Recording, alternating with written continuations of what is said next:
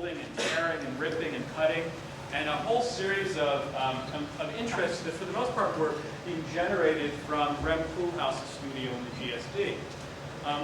And Scott was certainly able to participate in that kind of discussion and discourse. But he also presented a kind of counterpoint to some of the stuff that was going on at school. He was always able to sort of shift the conversation and talk perhaps about seemingly unfashionable kinds of work. He was always able to introduce things like the house that Bob Venturi designed for his mother, a seemingly very unfashionable project at the time in the GSD, or perhaps a chapel by Borromini. So one of the things I think that one can use to characterize both his teaching and his work is a fascination and a profound knowledge of history and the role that it might play in a contemporary work of architecture, which is why I actually started with those two slides, one of which is a fabulous project of Scott's, and the other one was a stair designed by Borromini for a palazzo in Rome. That said, I want to welcome Scott to FIU.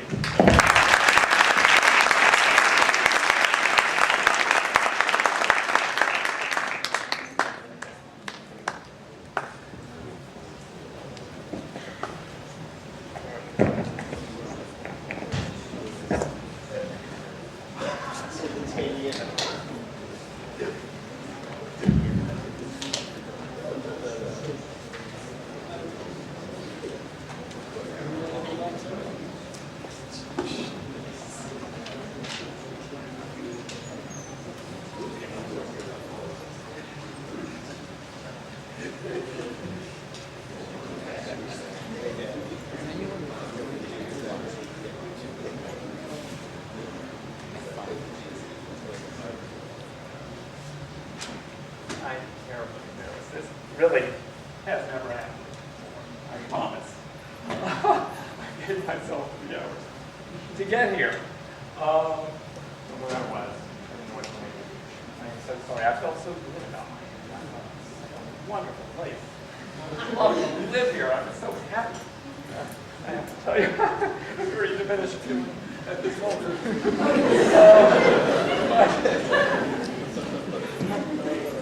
Such a warm welcome, and really, nonetheless, very happy to be here. I promise I will come through for you. We will make up for this, and we'll have a good time wherever we're going on the terrace. So please stay with me, because I really do enjoy the conversation. So, well, I'm going to really jump into it very quickly and just try to show you some things.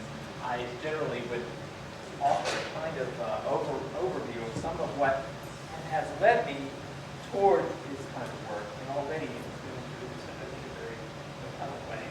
I love the idea that much of this is from the past, and that somehow I'm trying to keep it alive, despite its meaning. So this, I think, should help. Give you a little bit of a guide, a kind of outline, some of the themes that I want to talk about, these 4 topics. And I'm not going to go into it, just you can look at them yourself there, and you'll see where we're moving through the talk.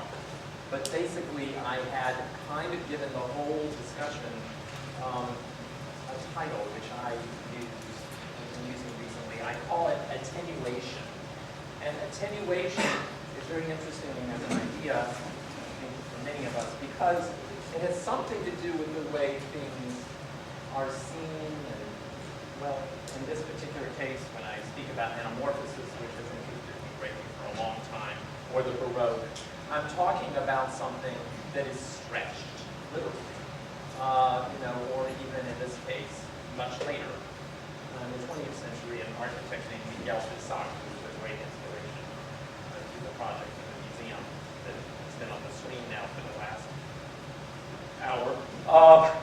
That also involves a notion of a kind of tension, which is very interesting because by then the expression tension is completely extracted and is no longer connected to the history of the Baroque, when it was always a distortion of the language in which compression